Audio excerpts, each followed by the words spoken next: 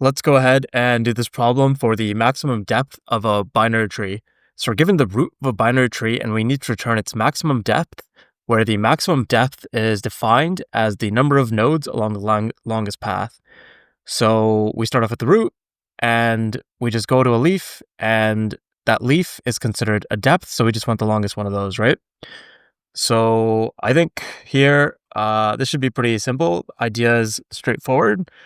I think all we should really have to do is do running sum as we recurse through the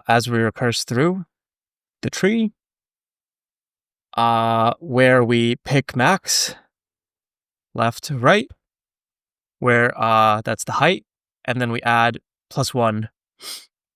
And then at each recursive call, you would pick that max at the root, or rather at node is none, implies a height of 0, which means that as this recursion finishes through, you'll just have the global max selected.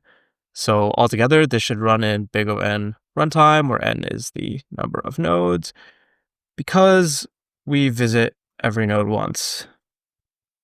And it's also going to be big O H space complexity, where H is the height of the tree, because that should be the max of our stack. So let's go ahead and code this out. If root is none, should just be able to return 0.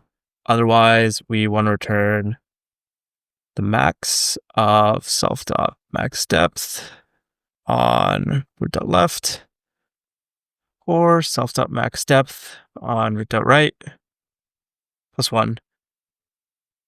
Test it out. Okay, normal case is passing. Do a quick pass. I think this is the translation of our idea into code. Let's go ahead and submit, and boom, we are done.